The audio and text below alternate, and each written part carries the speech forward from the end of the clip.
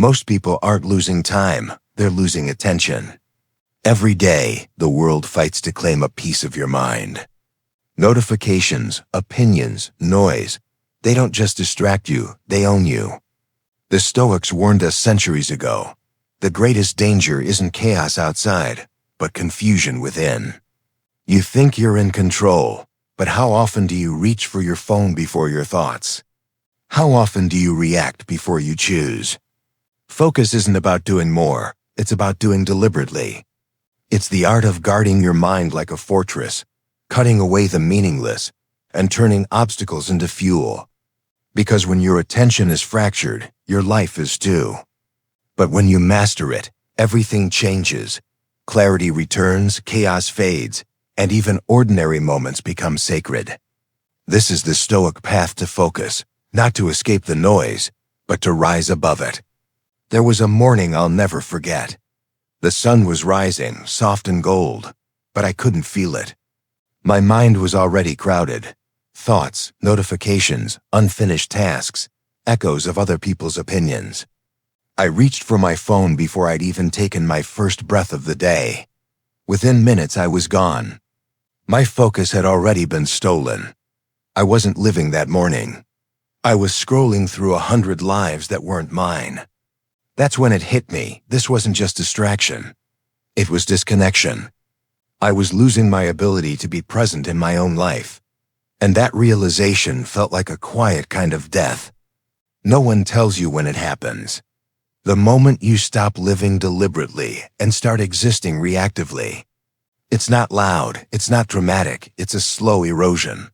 One notification, one small compromise at a time. You tell yourself you're just checking something quickly, but you're surrendering pieces of your mind, inch by inch. That's how you drift, until one day, you wake up and can't remember the last time you sat in silence without feeling anxious. The last time you read something without skimming. The last time your thoughts were truly your own. It took me years to realize I wasn't tired of work or people or life. I was tired of noise. Of being constantly pulled in 100 directions until my soul felt scattered. I used to think I needed to manage my time better. But time wasn't the problem. My attention was. Every minute I gave to trivial things was a thread unraveling the fabric of who I was. And in that unraveling, I saw the truth. Focus isn't just a skill, it's survival. Without it, even the strongest minds dissolve into confusion. The Stoics understood this centuries ago. They didn't have screens or algorithms, but they faced the same internal war. Marcus Aurelius wrote, "You have power over your mind, not outside events. Realize this, and you will find strength." I used to think that was just philosophy. Now I understand, it's a warning. Because the moment you lose control of your mind, you lose control of your life. Think about how modern life is designed. Every app, every feed, every headline isn't built to inform you. It's built to trap you. Billions are spent studying the human mind just to keep you scrolling. You're not the customer, you're the product. The currency isn't money, it's attention. And every time you look away from what truly matters, you pay with fragments of your peace, your clarity, your presence. I started noticing this pattern everywhere. People walking while staring at glowing rectangles. Parents talking to children with their eyes somewhere else. Minds divided between 10 tabs and 1,000 impulses. Everyone moving, but no one awake. It terrified me, because I saw myself among them. I wasn't free, I was being programmed. Not by conspiracy, but by my own habits. By the unconscious decision to let my attention drift wherever the world wanted it to go. One evening, I decided to do something radical. I turned everything off. The screens, the noise, the background music. I sat there in silence, and for the first time in years, it was just me and my thoughts. And do you know what I felt? Not peace, panic. My mind was racing, searching for distraction like a hand reaching for a missing cigarette. It couldn't stand still. That's when I understood what the Stoics meant by mastery of the mind. It's not about thinking positive. It's about learning to sit with yourself, to hold your own attention without escaping. That night changed me. I realized how fragile my focus had become, how easily my attention could be bought, redirected, or stolen. But it also gave me something back, clarity. I saw that every distraction was a decision, and every decision was shaping my destiny. I could no longer pretend I was powerless. I had built the prison myself, and I had the key all along. The truth is, most people don't lose focus because they're weak. They lose it because they've never learned how to protect it. The world trains you to chase, not to choose. To consume endlessly, not to create deliberately. To react, not to reflect. But here's what the Stoics knew. Clarity doesn't come from speed. It comes from stillness. And focus isn't about discipline alone. It's about respect for your mind, for your time, for your life. So I want you to ask yourself, who is in control of your attention right now? You or the world? If you don't know the answer, it's already been decided for you. The Stoic path isn't easy. It demands you face how scattered you've become. But when you do, your focus sharpens, your energy deepens, and suddenly, you begin to live instead of just existing. If you've felt this, that quiet exhaustion, that sense of being pulled apart, then this journey is for you. Because in a world that profits from your distraction, focus is rebellion. It's your way of saying, I choose my mind. And once you do, you'll see how everything changes. Before we continue, make this your first act of defiance. Subscribe to the channel. Not for me, but as a promise to yourself that you'll start guarding what's sacred. Your attention, your mind, your life. Now tell me, a question only you can answer. When your mind drifts, where does it go? It means that drain you but feel easy.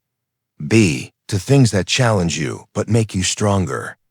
Comment your answer below and be honest. Because how you answer this may reveal the truth about who's really steering your life. After that night of silence, something in me shifted. The next morning, the world didn't look different, but I did. I began to see how everything around me was designed to fracture attention. The ads on the train, the endless notifications, the hum of noise we've stopped noticing. It wasn't just technology, it was culture. A culture that feeds on distraction, that glorifies busyness, that mistakes noise for meaning. I saw how I had been living in a mental battlefield without even realizing it. And like any soldier, the first rule of survival was clear. I had to build a fortress.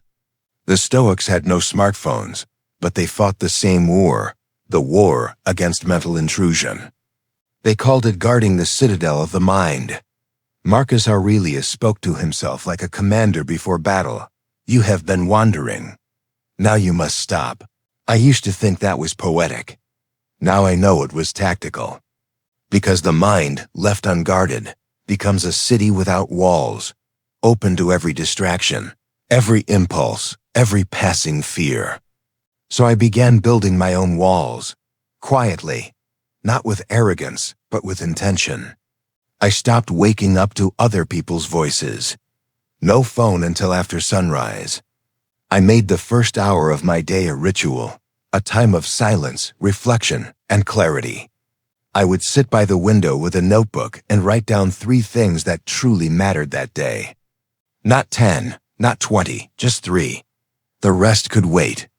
The discipline wasn't in doing more. It was in doing less.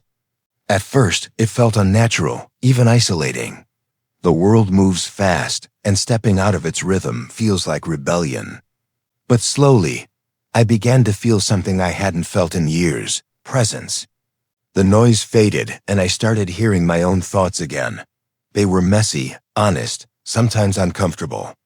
But they were mine. I started to notice how much of life happens in that thin space between stimulus and response. That's where the Stoics lived, in the pause. Between the notification and the reaction. Between the insult and the reply. Between the emotion and the action. Focus doesn't mean you ignore the world. It means you choose how the world reaches you. Every moment you pause before reacting, you build another brick in your fortress. Every boundary you draw is another guard at the gate. But here's the part most people miss. Focus isn't about control. It's about protection. You're not fighting the world. You're defending what's sacred within it. The fortress isn't built to shut life out. It's built to keep your integrity in. Because the truth is, everything in modern life will try to make you forget who you are. The news sells outrage. The internet sells identity. And if you're not careful, you'll start borrowing opinions, emotions, even values that aren't yours. You'll mistake reaction for conviction. And before you know it, you'll have lost the ability to think for yourself. When I realized that, I began treating my attention like a form of currency, not to be spent, but invested. I stopped giving it to things that drained me. I stopped justifying toxic conversations, stopped saying yes to people who didn't respect my time. Every no felt like reclaiming a piece of myself. And in that reclamation, I found something powerful: stillness. The kind of stillness that isn't empty but alive. The Stoics didn't seek stillness as escape. They sought it as command. When everything around them spun with chaos, they stood unmoved. That's not indifference, that's mastery. They understood that peace is not the absence of disturbance, but the presence of order. When you guard your mind like a fortress, chaos doesn't disappear, but it can't breach the walls anymore. There's a kind of strength that comes from knowing nothing outside of you can dictate your inner world. That strength doesn't shout. It doesn't prove. It just is. That's what I began to feel, the quiet authority of focus, the ability to choose where my energy flows. And maybe that's what real freedom is. Not endless options, not constant stimulation, but the discipline to be selective. To stand guard at the gate of your mind and let in only what serves your higher purpose. The Stoics called this sovereignty. Today, we might call it peace. When I finally understood that, I wrote one line in my journal: "My mind is a fortress, and I am its keeper." And since that day, every morning begins the same way, in silence, not surrender. Because the moment you reclaim your attention, you reclaim your life. After I built the walls of silence around my mornings, something unexpected happened. It wasn't peace at first, it was confrontation. When the noise faded, the mind began to speak, and it didn't always say things I wanted to hear. Beneath the surface calm, I found restlessness. Beneath focus, I found distraction disguised as thought. That's when I realized, focus isn't just about protecting attention from the world. It's about mastering the storms within. There's a kind of chaos that doesn't come from outside, it's born inside you. The racing thoughts, the constant planning, the endless self-criticism. I used to think distraction meant being pulled outward, but often it's the opposite. It's being trapped in your own head. The Stoics called this the tyranny of passion, when emotions, desires, and impulses seize command of the mind and drag it wherever they please. And I was guilty of surrendering to that tyranny every single day. I remember one morning sitting at my desk, ready to write. I had cleared my space, silenced my phone, brewed my coffee. Everything looked perfect. Yet, within minutes, my mind had already fled. I was replaying a conversation from yesterday, imagining future scenarios, composing arguments in my head that didn't exist. My body was still, but my mind was wandering. I wasn't distracted by the world. I was distracted by myself. That's when I finally understood Marcus Aurelius's confession. You have been wandering, now you must stop. So I practiced stopping. Every time my mind drifted, I pulled it back, not with anger, but with awareness. Like training a wild animal to sit. That became my discipline, the art of returning. The Stoics never preached perfection. They preached presence. They didn't seek to silence every thought, but to choose which ones deserved to stay. They understood that the mind can either serve you or enslave you, depending on how you train it. Stillness, I discovered, is not the absence of movement, it's the mastery of it. The ability to act without being consumed, to think without being carried away. It's standing in the center of your own mind while the storm rages around you. Knowing you can't control the wind, but you can control the sail. When you reach that kind of stillness, even chaos becomes an ally. Every noise becomes a chance to test your awareness. Every distraction becomes an invitation to return. The more I trained this inner stillness, the more I saw its power. My focus deepened, not because the world became quieter, but because I did. Conversations became clearer. Work became sharper. Even pain felt cleaner, more honest. I wasn't running from discomfort anymore, I was facing it. The Stoics believed that suffering isn't in the event itself, but in the judgment we attach to it. When you strip away the story, what remains is simply reality. And in that rawness lies freedom. It's strange, but the quieter I became, the stronger I felt. The less I reacted, the more control I had. People around me began to notice something different, not arrogance, not detachment, but calm certainty. That's the paradox of focus. The more you narrow your attention, the wider your awareness becomes. You start to see what truly matters, and everything else loses its hold. That is the discipline of presence. It's not glamorous. It's not easy. But it's the only path to clarity that lasts. The world will always pull, but you have the choice to return again and again until returning becomes your nature. That's the beginning of mastery, not of the world, but of yourself. Mastering my inner storms taught me one thing: the world outside is no gentler than the one within. Once I began to steady my thoughts, life seemed eager to test that calm. The moment you start to change, resistance arrives. It comes dressed as noise, as doubt, as people who subtly demand your attention. It doesn't come to destroy you. It comes to ask a single question: will you hold your focus when the world refuses to cooperate?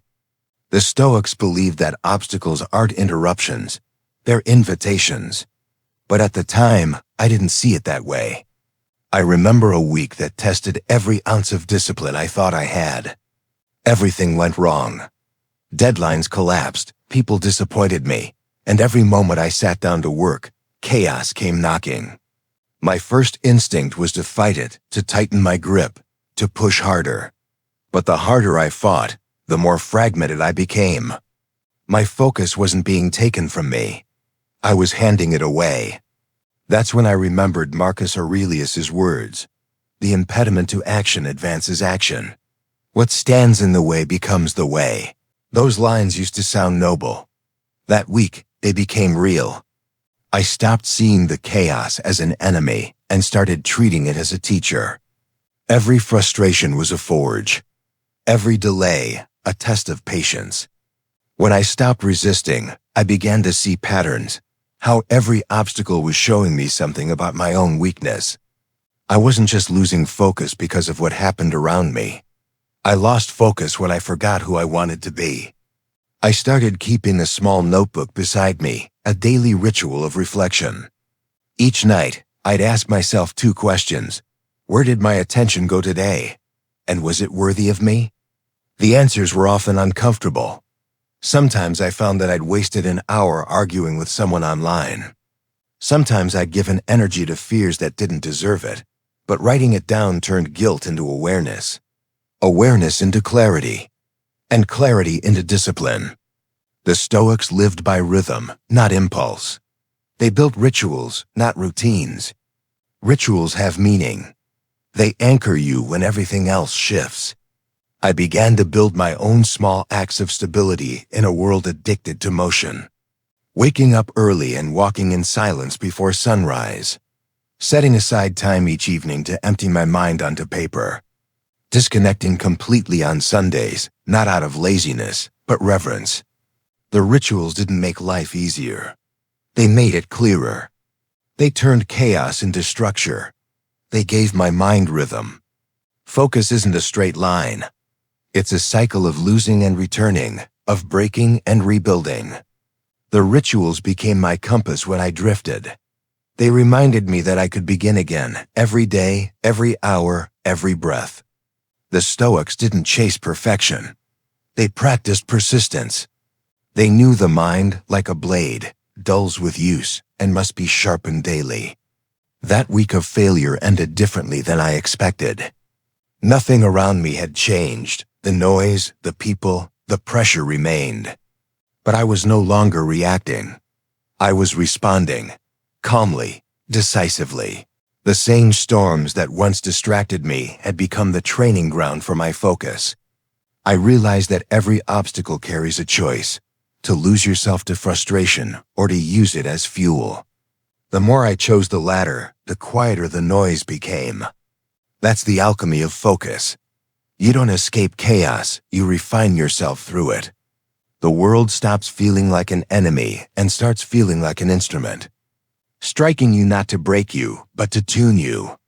And when you learn to listen, even the storm sounds like guidance. There came a morning when I woke before dawn. The city was still asleep, and for once, so was the noise. I sat by the window with nothing but the sound of my own breathing.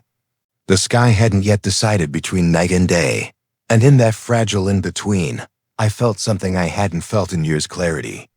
I realized how much of my life I had spent reacting, chasing, consuming, running. Even my moments of rest had been filled with distraction.